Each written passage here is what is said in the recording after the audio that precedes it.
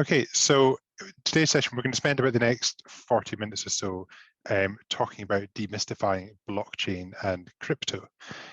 So a bit of what is it, how does it work, what do you need to know about that, talk a bit about Bitcoin and other cryptocurrencies, and we'll also talk a bit about NFTs and also look at some of the other practical applications of blockchain and crypto technology.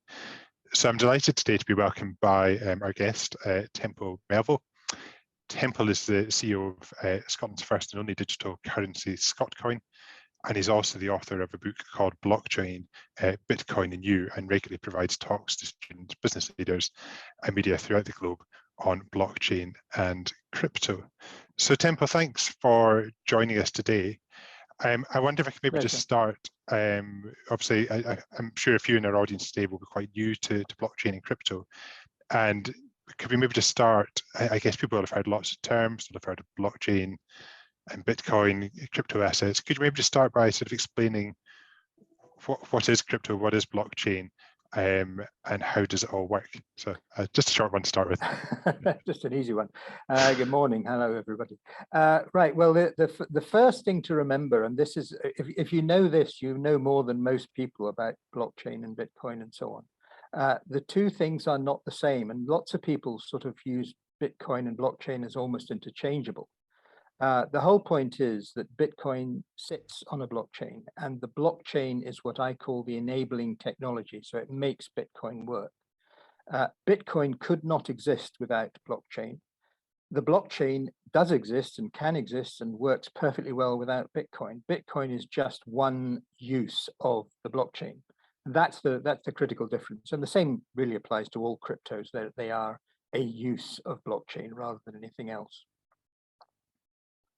Okay, and if we're thinking about cryptocurrency in particular, how does that differ from the currency we're used to? I mean, where does it come from? How is it created? And if we take something like Scotcoin or Bitcoin, what can someone actually do with that? If you hold, how do you hold it? Where would you keep it? Well, the first point is that all cryptos are held in wallets, or a version of a wallet. And it's slightly technical, but there are various layers. So layer 0 and layer 1 and so on. And if you think about, there used to be kitties on blockchain, they're on layer 4, whereas transferring money backwards and forwards is on layer 1 effectively. Now, the whole point is that if you the differentiation between fiat currency, pounds, dollars, and so on, and crypto, the two biggest differences are, firstly, the speed of transfer. Now, if you want to send, $1 million to Africa somewhere, apart from anything else, you'll probably pay 20 or 30,000 quid to actually do it. And it'll take several days and maybe even a week or two, depending on where it's going. If you do the same thing using crypto, it'll cost you very little, perhaps, a few pounds, and it'll be almost instantaneous within, half an hour, let's just say. So that has a huge advantage straight away, and is a very, very telling difference. The other thing that's so good about crypto is that it's actually targetable. So suppose you say, well, I want to give, a sum of money to somebody who is digging a hole in Africa for water.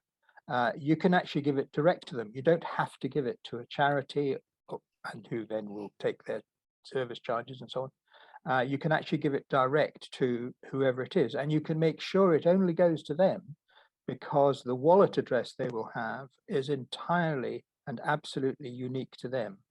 And that means that nobody else can get it. As long as they have access to their wallet, they can get whatever you send them. That's really helpful. And how does one convert crypto to fiat currency and vice versa? How do you get it in and out of money? What's the process for that? Right. Well, the process is quite simple. There are, well, first of all, I should say there's now virtually 20,000 cryptocurrencies, and there's more than 5,000 that have completely disappeared. So it's a growth industry for sure. And there are something like 450 and edging towards 500 exchanges. Now, the exchanges come in all types of range and size and so on, all the way from Binance, which turns over, $2+ billion a day, down to wee tiny ones that do a few 100,000 a day. But they all have different well, practically speaking, all have different specialities and do different things. And some of them are rather better than others. It's just the way of the world, as you appreciate. So if you want to, suppose you have £100 and you want to turn it into one or other of the various cryptos, you have to go onto an exchange, or you can go direct to somebody who actually holds some. So for example, if you have some Bitcoin and I want to buy it from you, I don't need a third party between you and me. You and I can actually transact that on the blockchain. You send the Bitcoin to my wallet, I send the fiat cash to your bank account or via PayPal or whatever.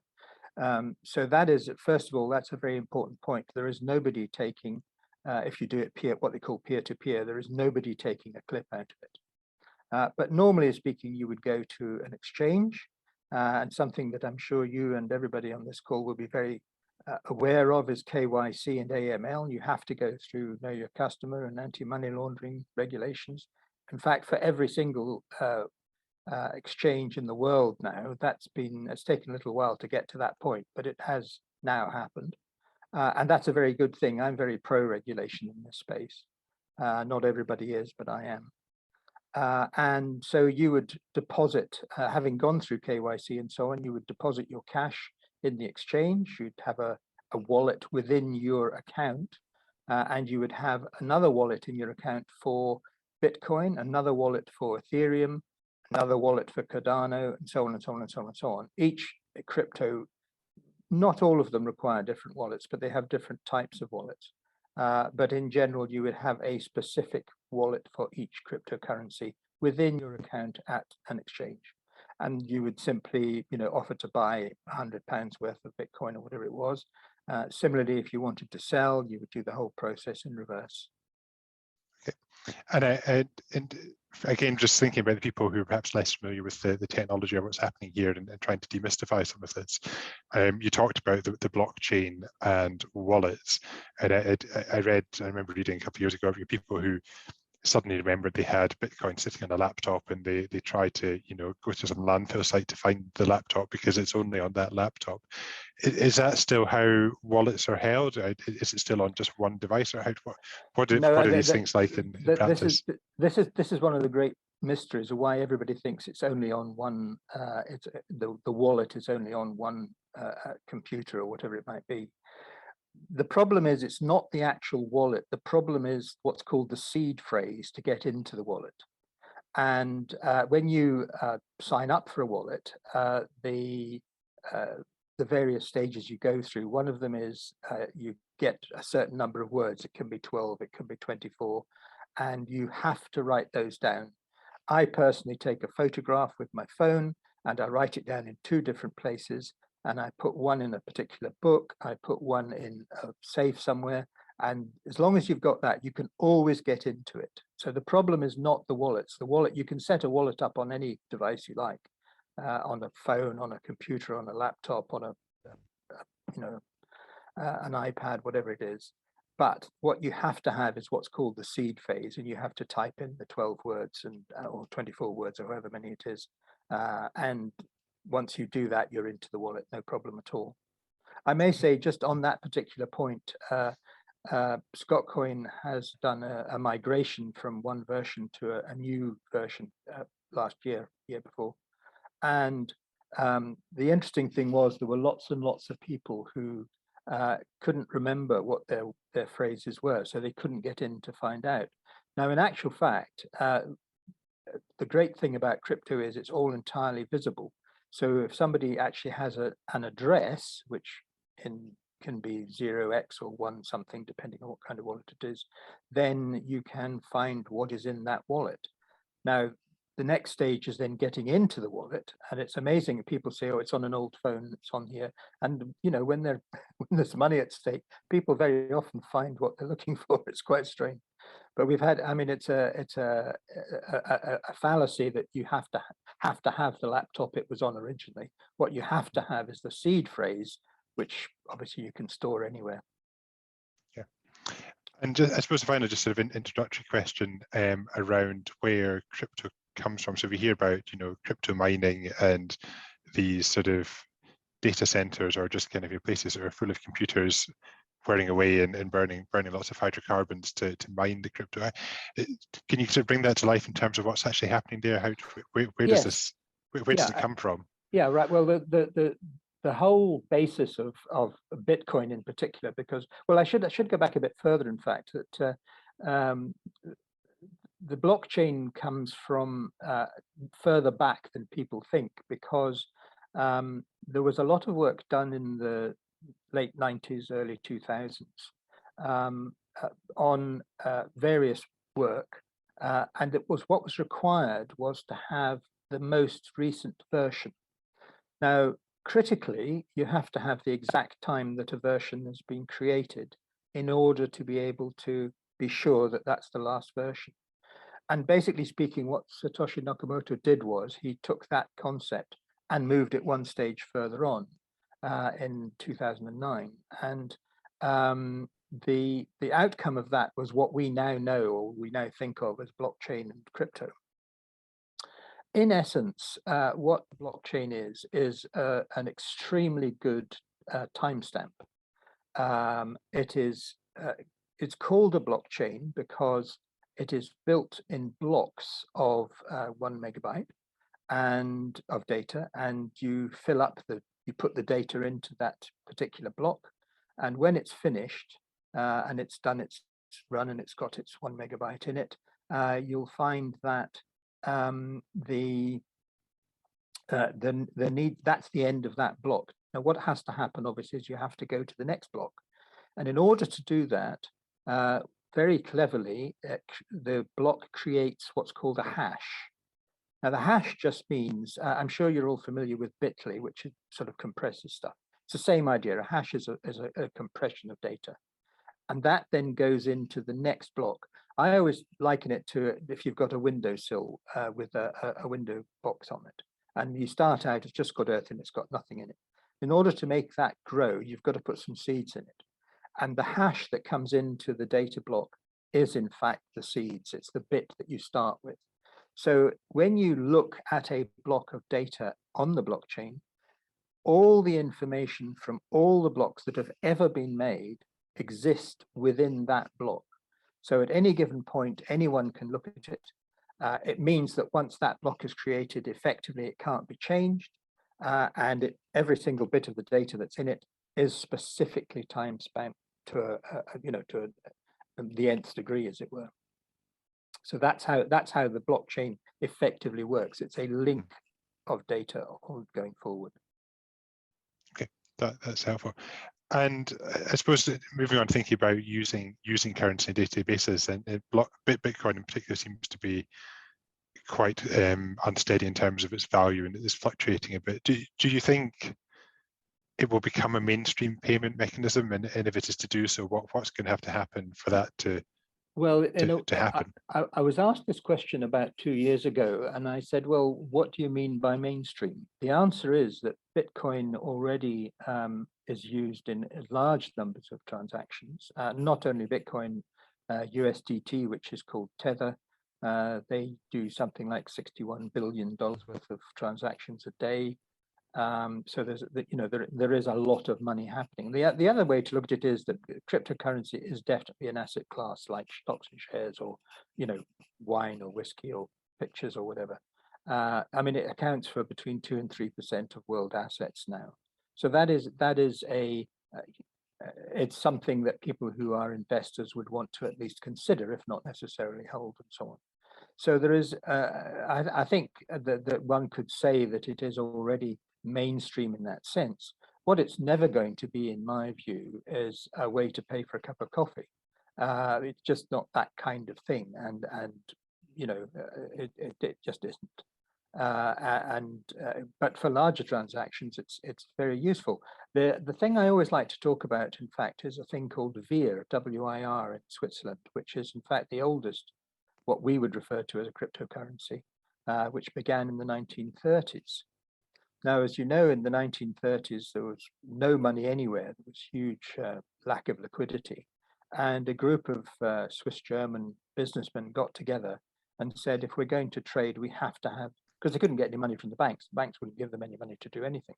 So they had to have some method of keeping track of what they were doing between themselves.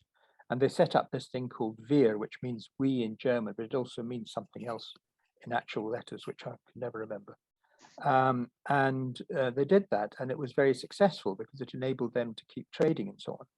And the great thing about wir has grown over the years. It still exists today. It's a very fine adjunct to the Swiss economy. It has something like 70,000 businesses that use it. It turns over 6 or 7 billion Swiss francs a year. And it has about 700,000 Swiss people who own it. And the great thing about wir is, if you go into a shop and say, I want that sofa, for example, and the salesman will say to you, well, that's 1,000 Swiss francs. You can say to him, well, I've got 700 Swiss francs and I've got 300 wir. And he will say, oh, that's great, just do that, and away it goes. And he will then use his wir to maybe get some springs for his sofa or whatever it might be. But the point is, it's complementary. It's not one or the other. And I've always believed that that's how, as time goes on, it will become more useful, because it's an adjunct to what you're doing with fiat. I'd like to move on to talk a bit about regulation, and you actually touched upon this in one of your earlier comments about, particularly around AML and KYC, and said it's a good thing. Where are we in terms of the regulation of crypto around the world? Are different countries in different places?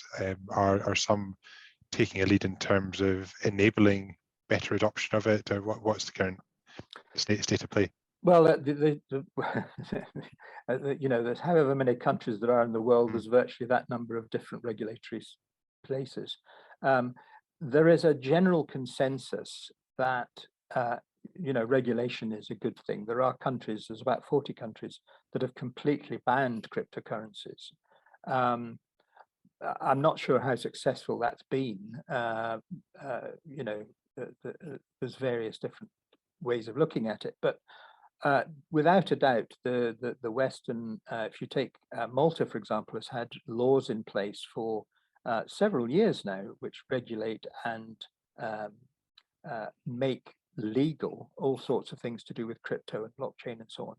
And that is a hugely beneficial thing to have. If you've got clarity on your regulation, you can do lots of different things, obviously. The United States is obviously the biggest in terms of what's happening. They kind of blow hot and cold, which is quite interesting. From Janet Yellen, who said we're going to get rid of it, to somebody else who said no, we're not, we're going to actually use it, and so on and so on and so on. So there's a bit of a debate going on about what's going to happen. It'll never get banned, I don't believe, in America or the UK. The FCA here has made it quite clear that it regards it as a risky investment. They have also made it clear that the banks may not hold, or they may hold crypto in their balance sheets, but they will require to hold 100% cash against it as a locked deposit as well. So it's not really beneficial from their point of view. But the overall, I should say, trajectory is that we are slowly but surely getting to an agreement. I think agreement is too strong a word, but an agreeable way of working with crypto. People are, as I said, every exchange everywhere, you have to be KYC and AML. The great thing about crypto is, as I said, is it's completely transparent. You can go onto a thing. Well, there's different ones, but just to use one as an example, is Etherscan for Ethereum. You can see every single wallet that's ever been created for Ethereum. You can see exactly where every single transaction has come from or gone to. People are always saying, oh, crypto's used for, smuggling and doing this and doing that. The answer is the criminals very quickly learned that wasn't a good idea, because everybody could see what they were doing. And so the regulatory landscape is definitely changing for the better. The FCA is working very hard in the UK to bring some kind of consistency and transparency. And we are part of Crypto UK, which is the industry body for crypto in the UK, and we're having discussions all the time, both with the Treasury and with the FCA and so on, to make sure that people are safe. I mean, that's the sort of the end game, is that the regulations should make it safe for people to buy crypto if that's what they want to do. I think one of the other interesting things that's happened in the last couple of years is we've seen the UK government through the Ministry of Justice and their UK Jurisdiction Task Force publishing various papers around crypto assets and under English law. And I know the Scottish government is a similar initiative as well, looking at how crypto assets can be owned and traded. So it is interesting to see governments looking at that side of it as well, in terms of trying to enable it within the economy. Yeah, I think that's a very important point. And the other point about that is that, in fact, the way that people are now looking at crypto means that there are more reasons for it to be regulated. And of course, it's a push-pull situation. You tend to find these things that sort of have their own sort of pace of going at things. Just following on from that, there's a question through on the Q&A just around how safe or secure Bitcoin or other crypto assets are, in terms of can they be hacked? And I think we've seen some of the large exchanges have been attacked in the last year or so, and people have lost money. How secure is it? Where are we with that? I think that the word you used there is the critical one: exchanges. The exchanges are, if you like, one point of attack. And one of the things I know you wanted to talk about was DEX, which is the decentralized exchanges. The whole point about a decentralized exchange is it hasn't got a single point of attack. It's got thousands or hundreds or whatever. So the answer is, in an exchange, if you're holding coin in an exchange, in general, it's reasonably safe, but you shouldn't really hold it in an exchange. You should keep it somewhere else. The point about the blockchain, none of the actual blockchains have ever been hacked. And I like to use a little analogy and say, well, how secure do you think something like that should be? And should it be like 1 grain of sand in the Sahara Desert, or 1 grain of sand in the world, or 1 grain of sand in the universe? What should it be? And the answer is, most people sort of give up round about the Milky Way. And I say, well, actually, there is more security around blockchains than there is grains of sand in the universe. In fact, nobody really knows how many there are, but it's a lot bigger than that. It's a huge, gigantic, enormous number that we can't even conceive. Great. I'd like to talk a bit now about, I suppose, one of the other things we see a lot of coverage on around NFTs and tokenization, and maybe just talking about what those are. I'm sure lots of people have seen the story about Jack Dorsey's first tweet selling for, just under $3 million US, and then plummeting in value when the person who bought it tried to sell it a few weeks ago. Can you talk a little bit about that? What is an NFT, and what is a token, and how does that fit into all of this? Well, I'm afraid you're speaking to one of the great skeptics of NFT situation. NFT stands for non-fungible token, and all that really means is it can't be changed. And there are uses for NFTs, and I'll come on to those in a minute. But think about it. Suppose you make an NFT of a piece of artwork. Now, so the person who owns the painting still owns the painting. The actual picture can be splashed all over the internet or wherever you want it, with permission, obviously. And you can buy the NFT. And what does that make the NFT worth? And the answer is absolutely nothing. And the one that gets me, there are slight differences, because you have these Bored Apes or the Yacht Club apes and so on, and they are different because they've got different colors and different this and different that. But actually, as pieces of art, they're absolute rubbish. They're absolute rubbish. But behind them, they do have other things, like they can you can be then involved with people who are similarly rich, who you probably know anyway. There's all sorts of different things, and I'm afraid I'm a great true skeptic about NFTs in that sense. And I think the Jack Dorsey's tweet ending up being worthless is one of the best ones, because apart from anything else, everybody's already shared it. What is it? I suppose if you created an artwork, made the NFT, and then destroyed the artwork, then perhaps there's some value there. But the real reason for NFTs is, in fact, again, it comes back to what the internet is, what the blockchain is so good at, which is making a specific time and certification of a fact. NFTs, for example, are a very good thing if you want to do certificates for something. So some years ago, I was involved with Glasgow University's the Merchant Seamen's part of it. And one of their problems is that they have all these people all over the world who are joining different ships. And how do you know that this piece of paper that they are giving you as to certify that they can drive a ship is real or not? And the answer is you can't, and they get lost, and they, all these sort of things. If you have an NFT, you can look it up. There's only one person that's got the address to get into it. It has to be certified by the issuing authority and so on. So that is a very good use of NFTs, is to make specific a certificate or something like that. In fact, we at Scotcoin we're involved with carbon capture and carbon offsetting, and our certificates are in fact available as NFTs. And why not? Because that's a good use of it. And going back to regulation, NFTs and tokenization, is there regulation in that? I think the FCA is regulating some aspects of it, but they are, yes. They are not all of it. Again, it's the NFT. One of the things you have to remember is all this is very, very new.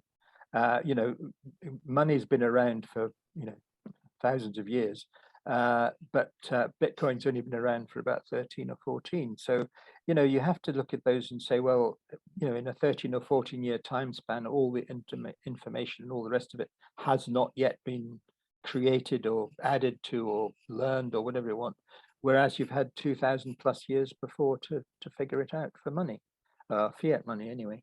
And that I think is a very important point, that there are certain things that just have not yet happened, which are in the works, and you've mentioned one there.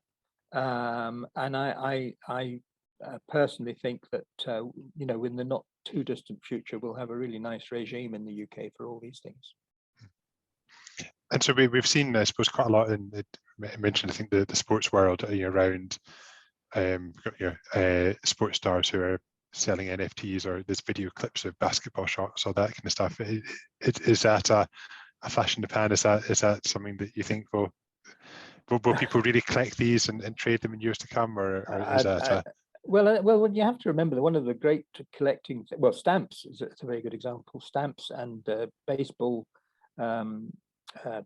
cards and so on have all been very collected over the years, and people will collect anything. Why not? I mean, there's no reason not to. I kind of think that something like a video of somebody making a wonderful basketball shot is a bit pointless to make an NFT, because it is, after all, available on every single channel, every single way you can look at it. I mean, why would you do it? I really don't know, because you can always look it up. Maybe something like that, I think, is quite difficult to suggest will be worth more in I think Jack Dorsey's tweet is a good example. But people will collect whatever they want to collect. It's their money; they can do what they like. I mean, I'm a great believer in, people are always saying, "Oh, you shouldn't spend money on that." It's my money; I'll spend it on what I like.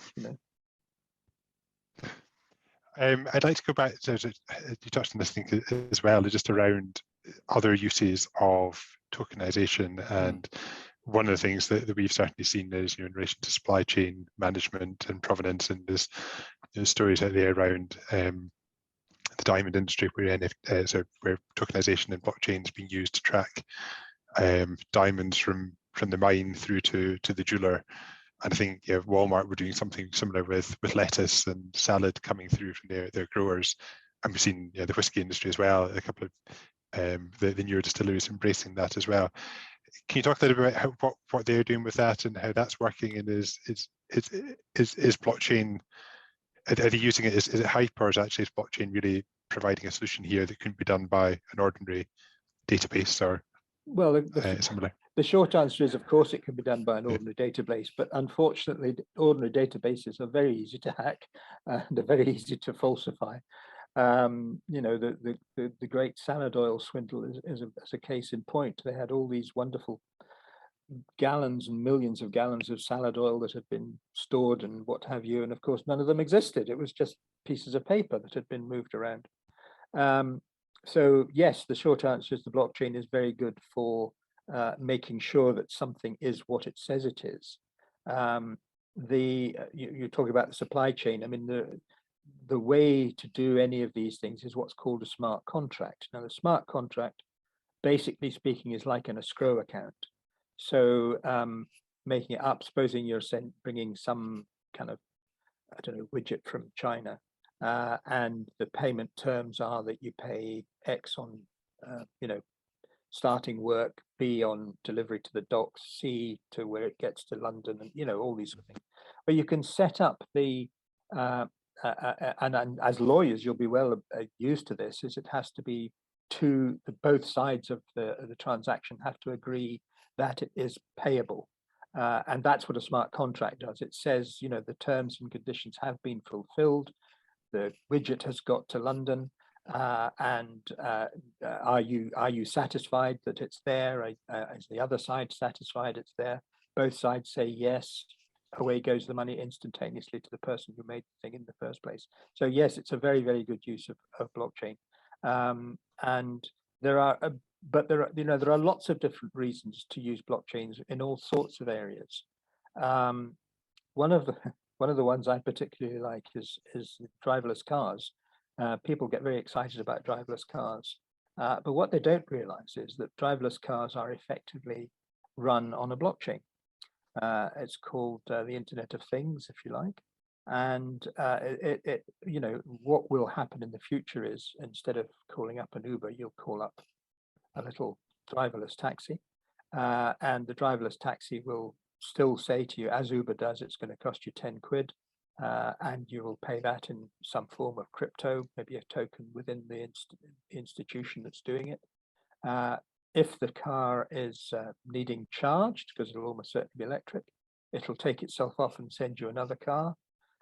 If it needs new tires, it'll take itself off and get the new tires and send you another car. If the destination is, for some reason going to be later, it'll tell you it's going to be later. It will cover absolutely everything. And the great thing about that is that full term, we're going to see a lot less cars. But why do you need a car when you can whistle one up instantaneously? Somebody said to me quite some time ago that something like 45% of cars never move any given month. What a waste of time and space. And everything else come to that, resources and what have you. So, I mean, there's lots and lots of things. I mean, I hate to say it, but lawyers are one of the areas where the blockchain is going to do lots of things, and particularly for smart contracts. Now, just before you all rush off and retrain, the whole point is that there is not necessarily going to be fewer lawyers. There may well need to be more lawyers because they have to be specialized in writing these contracts, and the contracts are quite complicated, as you can imagine, and it's all very well saying, well, we now have registration of title, so title XYZ is this house. That's fine, but there's all the other bits and pieces that come with it, and that's why you have lawyers still. It's the way it works. But I mean, one of the accountants is another one that I quite like, because effectively there are teams of accountants that go to your business and sit there and tick invoices and so on, which is a completely dead-end job. But if you have it actually on a blockchain, you don't need to do that. You can actually certify it, and again, with a push of a button, in 5 minutes, it's all certified. You will still need accountants to be able to interpret what all those figures mean, and to give advice as to what should happen, and so on and so on. So again, there's not necessarily going to be fewer accountants. There may be, but they will also be maybe more experienced accountants, maybe more able to do various different things. So there's it's like everything else. People are always worried that they're going to lose their jobs and so on. I'm not sure that that's the case. I think that there's lots and lots of reasons why there will be better paid jobs within the various areas. I mean, one of the things actually that I just wanted to mention this because it came up just yesterday, and it's something I missed, which is really bad. As you may or may not have heard, El Salvador said that Bitcoin is going to be one of their official currencies. And everybody sort of jumped up and down a bit. The great thing that happened with El Salvador is at that point, they only had 1.8 million who actually had a bank account. Now, within 3 months of the Bitcoin experiment starting there, they had 3 million people who had Bitcoin wallets. Now, that is a huge benefit for a country. It increases liquidity, it increases, everything starts to move from that point. And I believe things are going quite well in El Salvador. On the 28th of April, the Central African Republic did exactly the same thing. I had no idea they'd done it. I just suddenly saw a little thing about it yesterday. And they're basically following the El Salvador method. Now, that's only 2 countries, neither of them are particularly gigantic or anything. But the real point about them is that they're dealing with unbanked people. Now, that is a real step forward to have people. We talk about having a bank account, but why not just talk about having a wallet? Because that's what it is. That's what your bank account is. It's just somewhere you keep your money. And I personally think that that there will be more. There's at least 3 or 4 other countries in South America that have been watching El Salvador with great glee and interest. And I think there'll be more within the next year. I'm sure there'll be more countries that will adopt Bitcoin as a legal tender. Yeah, it's interesting. I suppose there's parallels there to what happened in sub-Saharan Africa in terms of telecommunications, where no one had a landline, or very few people had landlines, and they've jumped straight to mobile.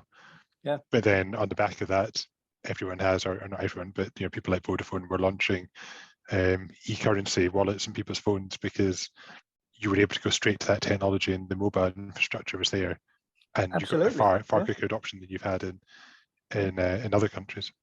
Yeah, no, it's. I mean, it's. This is a great thing, and funnily enough, actually, I have business in Romania, and that the same thing has happened there because they didn't have any landlines, or at least only the people at the top of the tree had landlines. So most people in Romania have got 4 or 5 phones, and the reason they've got 4 or 5, they use one for their wife, one for the girlfriend, one for business, one for their friends, whatever. But it's an easy way of communicating, and that's why people do it. And just go back to something you were saying on around trade as well. One of the other things I think the Law Commission has done in England and Wales is there's now a draft bill for electronic trade documents, which will enable some of the stuff you were talking about around things that historically have had to be in paper format, now being able to be electronic and smart contracts. And you're right that for lawyers, that there've been interesting challenges in terms of how you properly code smart contracts, and that'd be new skills that we're all learning as this becomes more mainstream. It's been a really good discussion. I wonder if I could finish with one question, or a final question. And just think, if we did this session in 5 years' time, what do you think we'd be talking about? If it was the same topic, what I'm assuming the NFTs and paying £2 million for a basketball shop probably have been and gone. But what do you reckon in 5 years' time? Where do you think we'll be? I think there's 2 or 3 different levels here, because the first one is that in fact crypto adoption is proceeding much faster than the internet adoption ever did. I think I'm right in saying in 2019 there were 58 million wallets. There's now verging on 500 million wallets worldwide. Now that's not 500 million people with wallets. That's 500 million wallets. Some have got 3 or 4 different wallets for different reasons. I'm absolutely certain we'll be talking about probably maybe 20%. Well, 5 years time, no, probably 15% of the world's population having crypto wallets one way or another. Bitcoin will almost certainly be $200,000. The use of cryptocurrency within business will have grown enormously. We're already, just as an example, we pay our PR people in Scotcoin. We pay our accountants in Scotcoin. We haven't managed to pay our lawyers yet in Scotcoin, but we're working on it. And there are lots of other areas. One of the nice things we did quite recently was a little charity in the East End of Glasgow that plants things for just children who are not so well off and so on. We were able to get them compost. We were able to get them wood to make beds. We were able to get them flowers. All these things were paid for with Scotcoin. And that is, and the one of the nicest things we did recently was we had a whole lot, somebody we knew had a whole lot of tracksuits. They were going to literally burn them, which is not very good for anything. We persuaded them to sell us the tracksuits for Scotcoin. We then gave the tracksuits to a Maoist in Glasgow, who gave them to homeless people. So it was a win-win in every direction. You know, the manufacturer got something instead of costing himself money. The people got to wear tracksuits and so on. So it was all good, all good. Great. Well, thank you very much for joining us, Tempo. It's been a great Pleasure. discussion. I hope everyone who is dialed in has enjoyed it too. If I could just ask one favour for everyone who's dialed in, as you leave, you'll be asked to fill in a survey. We really appreciate if you just take 30 seconds to do that and tell us what you think of the event, what else you'd like us to cover in the future. We really value the feedback. So if you could take a moment to do that, we'd really appreciate it. And all that's left for me to say is thanks again, Tempo, and look forward to joining you joining us on another webinar in the future. Be delighted to do that. Thank you so much. Thanks.